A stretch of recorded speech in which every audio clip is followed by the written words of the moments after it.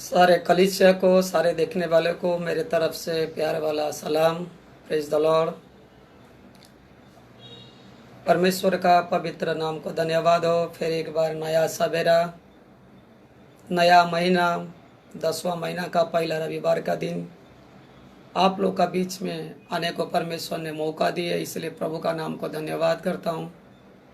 परमेश्वर राजाओं का राजा, प्रभुओं का प्रभु, जो थे, जो है, जो आने वाला, जो कभी ना बदलने वाला पवित्र परमेश्वर, वही पवित्र परमेश्वर तरफ से, ग्रेस गॉस्पेल मिशन का तरफ से मैं आप लोग को स्वागत करता हूँ। क्योंकि पवित्र परमेश्वर उनके लिए एक समय है जो मनुष्य का जीवन में काम करते हैं, लेकिन हमारे पास समय नहीं है। मनुष्य आज 4G 5G जैसा जमाने में जब जी रहा है, उनके जीवन में भी परमेश्वर कार्य उतना स्पीड में देखने के लिए कोशिश करते हैं। जैसा मैंने आपको कहा था, गया महीना 5 तारीख को मेरा एंजियोप्लास्टिक सर्जरी हुआ। मेरे प्यारों, अद्भुत रीति से परमेश्वर ने मुझे बचाए थे, क्योंकि 2 ब्लॉकेज था। जैसा मैंने गया संडे गवाही दिया था, एक 99% और एक 90%। फिर भी परमेश्वर मुझे संभाले, मुझे गिरने नहीं दिए। मैं हॉस्पिटल में गया, डॉक्टर भी सरप्राइज हो गए, आश्चर्य हो गया कि कैसा संभव है, इतना ब्लॉकेज होने के बावजूद भी आप गाड़ी ड्राइव करके हॉस्पिटल में आए। जो मनुष्य के लिए असंभव है वो परमेश्वर के लिए संभव है। मनुष्य का मन में समाता नहीं, मनुष्य कभी कल्पना नहीं कर सकते, मनुष्य कभी सुने नहीं होंगे, जो काम अपनी आंखों से देखे नहीं होंगे, उससे भी बड़े बड़े कार्य परमेश्वर हमारा जीवन में करता है। इसीलिए हम पवित्र परमेश्वर का नाम को धन्यवाद देते, पवित्र परमेश्वर का नाम को स्तुति करते और पवित्र परमेश्वर नाम को महिमा करते, जिसके वजह से आज मैं आप लोग का बीच में आ पाया। क्योंकि पवित्र परमेश्वर मुझ पर उनका दया को बरसाकर, अनुग्रह को बरसाकर सुरक्षित रखे, इसीलिए मैं पवित्र परमेश्वर नाम को धन्यवाद करता हूँ। मैं आशा करता हूँ, मैं विश्वास करता हूँ आप सभी भी परमेश्वर का अनुग्रह के द्वारा शांति से रहे होंगे, चंगाई से रहे होंगे। परिस्थिति कितना विकट होने दीजिए, लेकिन पवित्र परमेश्वर सदैव उनके लोगों को सुरक्षा करता है। क्योंकि मैं जानता हूँ मिस्र देश में जब 10 बड़ा विपत्ति परमेश्वर ने लाए, मिस्र देश का लोगों का ऊपर आया था, लेकिन उनके लोग, जो चुने हुए लोग, उनके ऊपर कोई विपत्ति नहीं था। अगर मिस्र देश में अंधकार था, उनके लोगों, इजराइल लोगों का घर में उजाला प्रभु यीशु मसीह थे। उसी प्रकार चाहे संसार में कोई भी विपत्ति आने दीजिए, लेकिन परमेश्वर उनके लोगों को संभालता है। क्योंकि बाइबल बताती है कि धर्मी जन विश्वास से जीवित रहेंगे। इसलिए पवित्र परमेश्वर नाम को धन्यवाद हो। फिर एक बार पवित्र परमेश्वर मुझे आप लोग का बीच में आने को मौका दिए, इसलिए प्रभु की स्तुति करते। आइए हम वचन में जाने का पहले हमारे आंखों को बंद करके परमेश्वर को प्रार्थना करें। मेरे सर्वशक्तिमान पवित्र पिता, हम आपका पवित्र नाम को धन्यवाद करते, स्तुति करते, महिमा करते, आदर करते, प्रशंसा करते पिता, कारण आप उसका योग्य है मेरे प्रभु। फिर एक नया सवेरा, नया महीना का पहला संडे आप हमें देखने को मौका दिए प्रभु जी। हम आपका पवित्र नाम को धन्यवाद करते पिता। प्रभु आप आपका लोगों को प्यार करते, सचमुच आपका प्यार हमारे ऊपर है, इसीलिए अभी तक हम जीवित है मेरे प्रभु जी। पवित्र पिता, आज मैं प्रार्थना करता हूँ, जो वचन आपने अगुवाई किए उस वचन आज आपका लोगों के लिए लेके आया हूँ प्रभु जी। वो वचन के द्वारा आज सबका जीवन में प्रभु जी एक बड़ा बेदारी आ जाए मेरे पिता। सबका जीवन में मेरे प्रभु जी एक उल्लास आ जाए, एक आनंद आ जाए प्रभु, ताकि आपके साथ वो मुलाकात करते हुए सदैव आप पे वो पर विश्वास करते हुए जीवन जी सके पिता। मुझे भी मदद कीजिए ताकि मैं आपका वचन को सुना सकूं मेरे प्रभु जी। मैं धन्यवाद करता हूँ मेरे पिता। मुंह तो मेरा है, फोटो तो मेरा है, लेकिन शब्द आपका होने दीजिए मेरे प्रभु, ताकि एक एक शब्द हर एक जीवन में कार्य कर सके। मैं आपसे यही प्रार्थना करता हूँ पिता। सारे बातों में आपको धन्यवाद देते हुए यीशु मसीह के नाम से प्रार्थना मांगते पिता, आमीन। प्रभु का नाम को धन्यवाद हो। आइए हम जाएंगे लूक का रचित सुसमाचार, बुक ऑफ लूक चैप्टर 7, 7वां अध्याय का उसका 11 से लेकर 17 वचन तक आप पढ़ेंगे। थोड़े दिन के बाद वह नाइम नाम के एक नगर को गया। उसके चेले और बड़ी भीड़ उसके साथ जा रहे थे। जब वह नगर के फाटक के पास पहुंचा तो देखो, एक मुर्दे को बाहर लिए जा रहे थे, जो अपनी माँ का एक लौता पुत्र था और वह विधवा थी। और नगर के बहुत से लोग उसके साथ थे। उससे देखकर प्रभु को तरस आया और उससे कहा, मत रो। तब उसके पास आकर अर्थी को छुआ और उठाने वाले ठहर गए। तब उसने कहा, हे जवान, मैं तुझसे कहता हूँ, उठ। तब वह मुर्दा उठ बैठा और बोलने लगा। उसने उससे उसकी माँ को सौंप दिया। इससे सब पर भय छा गया और वे परमेश्वर की बड़ाई करने लगे। हमारे बीच में एक बड़ा भविष्यवक्ता उठा है और परमेश्वर ने अपने लोगों पर कृपा दृष्टि किया है, और उसके विषय में यह बात सारे यहूदी और आसपास के सारे देश में फैल गई। आमीन। परमेश्वर का नाम को धन्यवाद हो, और इस वचन के द्वारा परमेश्वर आज आप लोगों को आशीषित करे, हम यही प्रार्थना करते हैं। यहाँ पर कुछ बातें देखेंगे कि प्रभु यीशु मसीह के मुर्दे को जिंदा करता है, लेकिन एक छोटा सा चैप्टर है। सिर्फ अगर देखेंगे यहाँ पर 11 से 17 8 वचन यहाँ पर दिया गया है, परंतु 8 वचन के द्वारा बहुत सारे महत्वपूर्ण वाले बातें परमेश्वर का यहाँ पर हमें देखने को मिलेगा। सबसे पहले कुछ जो इक्वल बातें, कुछ एक समान का बातें हमको देखने को मिलेगा। सबसे पहले हम देखेंगे एक नाइन गांव है। नाइन एक नगर है, और वो नगर करीब 25 मील दूर है कपरउम से। कपरउम नगर से वो नगर 25 मील दूर है, और परमेश्वर उस नगर में जा रहे हैं। हमें ये भी नहीं पता है परमेश्वर उस नगर में कोई उनको इनवाइट किया था, या परमेश्वर कोई यही एक महत्वपूर्ण मुद्दा को लेके जा रहे थे, ये हमें पता नहीं। परंतु बहुत सारे बातें समानांतर है, जो समांतर बात को मैं आज आपके सामने लेने वाला हूँ। पहले बात कहता है कि 2 भीड़ है। मेरे प्यारों, यहाँ पर देखेंगे 2 भीड़। एक भीड़ जो नाइन नगर के और मुंह करके जा रहे, और एक भीड़ जो नाइन नगर से बाहर कब्रस्तान पर मुंह करके जा रहे। 2 प्रकार के बातें हैं। जो लोग कब्रस्तान की ओर मुंह करके जा रहे हैं, उनके अंदर विलाप है, उनके अंदर दुख है, उनके अंदर कष्ट है, उनके अंदर रोना वाली बात है, और वो रो रहे और तड़प रहे। और देखेंगे एक विधवा स्त्री जो पति भी नहीं है, विधवा है, एक लौता बेटा है, और वो मर चुका है, और उसका जो तड़प हम कोई भी उसको कल्पना नहीं कर सकते, लेकिन परमेश्वर वो बात को कल्पना कर सकता है। और वो दुख से भरा हुआ एक भीड़ और आनंद से भरा हुआ एक भीड़, आनंद से भरा हुआ एक भीड़ जो यीशु के साथ साथ जो भीड़ जा रहे थे, क्योंकि बाइबल बताती है, हमने पहले ही पढ़े कि उसके साथ बहुत बड़ा एक भीड़ जा रहे थे।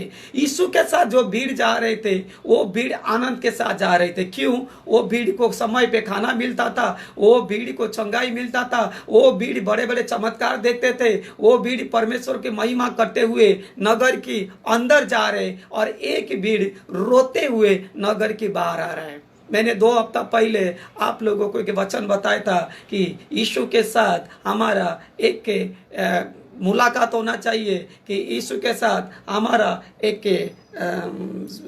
मिलने वाली बात होना चाहिए, या एक एनकाउंटर चाहिए। जब हमारा के एनकाउंटर प्रभु के साथ हमारे बीच में होता है, तो हमारा जीवन में एक बड़ा कार्य होता है। अभी यही होता है कि ये आनंद करता हुआ भीड़ नगर के अंदर जा रहे, और रोता हुआ भीड़ नगर के बाहर आ रहा है। यहाँ पर अगर देखेंगे भीड़ दो प्रकार का है, एक रोता हुआ भीड़ और एक आनंद करता हुआ भीड़। मेरे प्यारो, रोता हुआ भीड़ एक मुर्दे को लेके आ रहे, और आनंद करता हुआ भीड़ यीशु के साथ जा रहे।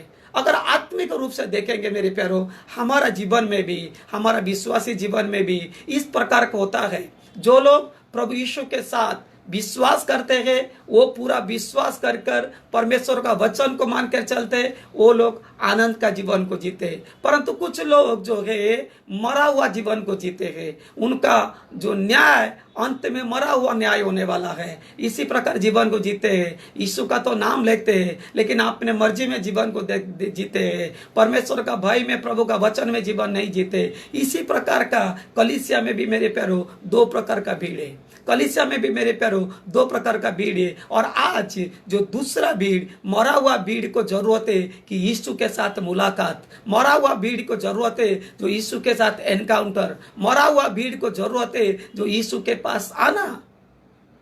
दो बेटे यहां पर दिखाता, एक तो यीशु मसीह को मनुष्य का पुत्र कहा जाता है और दूसरा एक विधवा माँ का बेटा। एक तो बेटा पुत्र है, मनुष्य का पुत्र, जो आने वाले समय में मरने वाला है, दुख उठाने वाला है, और एक पुत्र है जो मरा हुआ है। वो दोनों भी समांतर है मेरे प्यारों, ये दोनों में भी समानांतर है, क्योंकि एक पुत्र मरा हुआ है, दूसरा पुत्र थोड़े दिन के बाद मरने वाला है या यीशु मसीह को सूली पर चढ़ाने वाला है। ये हम सब जानते मेरे प्यारो। लेकिन इस पर हम एक जो बात, महत्वपूर्ण बात देखते हैं कि वो एक विधवा माँ का एक पति नहीं है, विधवा माँ का एक लौता बेटा है मेरे प्यारो। अगर हम चले जाएंगे इब्रिय को 4 अध्याय का 16 वचन में, वहां पर एक सुंदर वचन लिखा गया है। आओ हम परमेश्वर का वेदी के समीप पे जाए। जो जरा ये वचन को पढ़ेंगे हम। अगर आप लोग के पास बाइबल है, वो बाइबल को आप ले लीजिएगा और उसमें सुंदर वचन दिया गया है, जरा हम उसको पढ़ेंगे। इब्री का 4 का 16।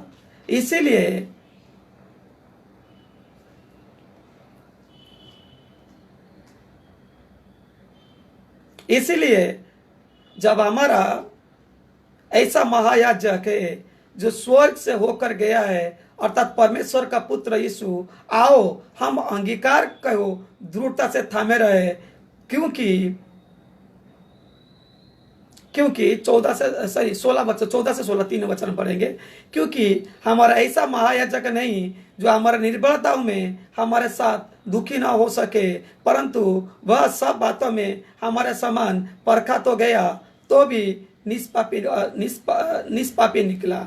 16 वचन मैंने, इसीलिए आओ हम अनुग्रह के सिंहासन के निकट यहाँ बांध कर चले कि हम पर दया हो और वह अनुग्रह पाए जो आवश्यकता का समय हमारा सहायता करे।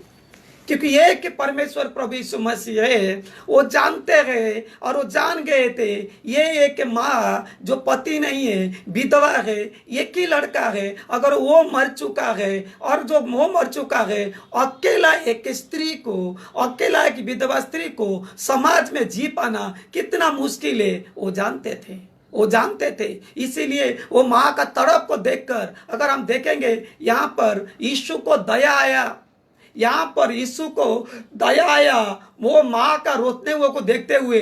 परंतु लाजर का पास अगर चले जाएंगे, लाजर का समय में यीशु स्वयं रोया, मरियम और मार्ता दोनों का विश्वास को देखते हुए। कितना महान पवित्र परमेश्वर। इसलिए इब्री कहता, आओ हम उसके संगति में जाए ताकि समय समय पे हम पर दया हो सके, हमारा समय पे हम पर दया हो सके। जैसा मैं पहले ही बोला कि मनुष्य के पास समय नहीं है, परंतु हम धीरज के साथ, विश्वास के साथ उसको अंगीकार करते हुए, उसको हमें स्वीकार करते हुए उसके शरण में रहे, ताकि हमारा आवश्यकता का समय में वो पवित्र परमेश्वर हमारा सहायता कर सके। मेरे प्यारो, मैं एक बात बताना चाहता हूँ, वो होता है परमेश्वर हमारे सर का बाल तक गिन चुका है। जो पवित्र परमेश्वर हमारा सर का बाल तक गिन चुका है, वो पवित्र परमेश्वर हमारा आवश्यकता को समय पे पूरा करने में भी सक्षम रखते हैं। आमेन, हालेलुया। क्योंकि वो पवित्र परमेश्वर सक्षम रखते गए, इसीलिए उसने माँ के पास जाकर तरस खा के कहते गए कि ये माँ तुम मत रो। यहाँ पर माँ को कहते मत रो। लाजर के समय में यीशु स्वयं रो रहा है। आप देख सकते हैं कितना प्रकार का परख, कितना प्रभु यीशु मसीह का तरस। इसीलिए यीशु माँ के पास जाकर कहते रो मत, और जाते वो जो उठा के लेके जाते हैं जो मुर्दे को, उनके पास जाकर यीशु ने हाथ लगा तो उठाने वाले थम गए। मेरे प्यारो, ध्यान से सुनिएगा, उठाने वाले थम गए। अगर उठाने वाले नहीं थमते उनका विश्वास अगर नहीं होता, हे यीशु तू क्यों ऐसा कर रहा है, हमको जाने दे, क्योंकि जल्द से जल्द अगर इसका हम अंतिम संस्कार नहीं करेंगे माँ तब तक रोती रहेगी। लेकिन नहीं, जैसा यीशु ने कब्र के पास वो बॉडी का स्ट्रेचर को जाकर छुआ तब लोग थम गए। मेरे प्यारों, ये चलता फिरता दुनिया ऐसा भागते रहता है दुनिया, कभी कभी हमें प्रभु के शरण में रुक जाना चाहिए, थम जाना चाहिए। मेरे प्यारों, एक अंधा व्यक्ति चिल्लाया, हे दाऊद का पुत्र यीशु मसीह मुझको दया कर, मुझ पर दया कर। मेरे प्यारों, हम देखते गए वहां पर यीशु मसीह रुक गए। 12 साल का रक्तस्राव स्त्री किसी प्रकार का जाकर जब यीशु का कपड़ा का पल्लू को छू लिया मेरे प्यारों, तब भी देखे यीशु रुक गए। जब यीशु रुकते तब कोई ना कोई चमत्कार, कोई ना कोई बड़े बड़े कार्य हमारे जीवन में करते जो मनुष्य का समझ से बाहर है। और यहां पर देखते हैं यीशु ने वो स्ट्रेचर के पास जाकर छुए और वो लोग रुक गए। मेरे प्यारों, वो लोग रुक गए। जैसा रुक गए तब यीशु वो जवान का हाथ को पकड़ कहता है, उठ, हे जवान उठ। लाजर के पास अगर चले जाएंगे, इसके लिए आसान था उठना, इसीलिए यीशु ने तुरंत पहले कहा कि तू हे जवान उठ। लेकिन लाजर के पास चले जाएंगे मेरे प्यारों, लाजर कब्र के अंदर था, वो कब्र के बाहर उसके पत्थर लुढ़का हुआ था, पत्थर से कब्र बंद था। परंतु यहाँ पर स्ट्रेचर चारों बाजू खुला है, यहाँ पर कोई रुकावट नहीं है। इसीलिए यीशु ने तरस खा कर जवान को कहा, हे जवान तू उठ। मेरे प्यारों, वचन कहता है जवान सिर्फ उठा नहीं, जवान बातें करने लगा। मैं नहीं जानता हूं क्योंकि इसमें लिखा नहीं गया क्या बातें करने लगा, परंतु मेरे सोच से मैं बोलूंगा वो बातें परमेश्वर की महिमा करने लगा। और वो व्यक्ति को प्रभु यीशु मसीह ने हाथ पकड़कर मां का हाथ में सौंपता है। मेरे प्यारे, इसीलिए इब्री का पत्र का 4:16 कहते, आए हम परमेश्वर का शरण में जाए ताकि समय समय में, विपत्ति के समय में, कष्ट का समय में, मुसीबत का समय पे हम पर अनुग्रह हो सके। अभी एक भीड़ रोता हुआ था, दूसरा भीड़ आनंद करता हुआ था। अभी ऐसा परिस्थिति आ गया, दोनों भीड़ मिलकर आनंद कर कर परमेश्वर को महिमा करने लगे और कहे कि हमारे लिए एक बड़ा भविष्यवक्ता हमारे बीच में उठा है। मेरे प्यारों, पवित्र परमेश्वर के पास देर है परंतु अंधेर नहीं है। मेरे प्यारों, हाँ, जो हम जीवन जी रहे हैं हमारा जीवन में वही है। 2 प्रकार का लोगों का जाम है। हम कौन सा कैटेगरी में जाते हैं हम नहीं, आप जानते हैं। जो व्यक्ति खुद व्यक्ति जानते हैं। लेकिन मेरे प्यारों, हमारा यीशु के साथ एक मुलाकात होना जरूरी है, हमारा यीशु के साथ एक एनकाउंटर होना जरूरी है। क्या समय देखिए मेरे प्यारों, क्या समय देखिए मेरे प्यारों, क्योंकि यीशु के पास समय है। ऐसा समय में कि रोते हुए व्यक्ति आ रहे, ये लोग एंट्री कर रहे, दोनों नगर का फाटक में एक दूसरे से मुलाकात कर रहे हैं। और नगर का फाटक में ही बड़ा चमत्कार काम होता है। नगर का फाटक में ही मुर्दा जी उड़ता है। नगर का फाटक में ही रोता हुआ माँ का शरीर में, चेहरे में आनंद खुशी आ जाता है। नगर का फाटक में ही दोनों भीड़ मिलकर प्रभु की महिमा करते हैं। नगर का फाटक में ही परमेश्वर का जय जयकार होते हैं। और नगर का फाटक में ही लोग अंगीकार करते हैं कि सचमुच यीशु मसीह ही भविष्यवक्ता है। आमीन, हालेलुया। इसी प्रकार का आज हम अपने आप पर लेंगे। हम यीशु के साथ पर विश्वास करके उसके वचन को मानकर आनंद के साथ चला हुआ व्यक्ति है। क्या हम विश्वास करते हैं परंतु एक मरा हुआ व्यक्ति के समान है? अगर मरा हुआ व्यक्ति के समान है, आओ हम उसके चरण में जाए ताकि हम पर प्रभु यीशु दया कर सके, हम पर प्रभु यीशु अनुग्रह कर सके, हम पर प्रभु यीशु मसीह तरस खा सके, क्योंकि हमारा पवित्र परमेश्वर तरस खाने वाला पवित्र परमेश्वर, हमारा पवित्र परमेश्वर, हमारा दुख में रोने वाला पवित्र परमेश्वर, हमारा पवित्र परमेश्वर जब हमें ठेस लगता है दर्द उसको होने वाला पवित्र परमेश्वर। इसीलिए मेरे प्यारो, दुनिया हमसे तरस नहीं खाता है, दुनिया हम पर नफरत करते हैं, हम वो दुनिया का पीछे गए, लेकिन जो पवित्र परमेश्वर हमारा पर तरस खाता है, क्यों ना हम दुनिया को नहीं उस पवित्र परमेश्वर का कदम में जाए, उस पवित्र परमेश्वर आते के बड़ा हम लोग का एक एनकाउंटर हो जाए, ताकि हमारा जीवन बदल जाए, हमारा परिस्थिति बदल जाए, हमारा दुख आनंद में बदल जाए, हमारा रोना खुशियां में बदल जाए। आमीन, हालेलुया। इसीलिए एक एनकाउंटर हमारा बहुत जरूरी है मेरे प्यारो। इसीलिए यीशु के साथ मुलाकात करना एक बहुत जरूरी है मेरे प्यारो। सब प्रकार का दो भीड़े, दो बेटे के, दो दुख उठाने वाले, एक माँ दुख उठाती, बेटा मर गया था, यीशु मसीह दूसरे दिन थोड़े दिन के बाद दुख उठाने वाले थे।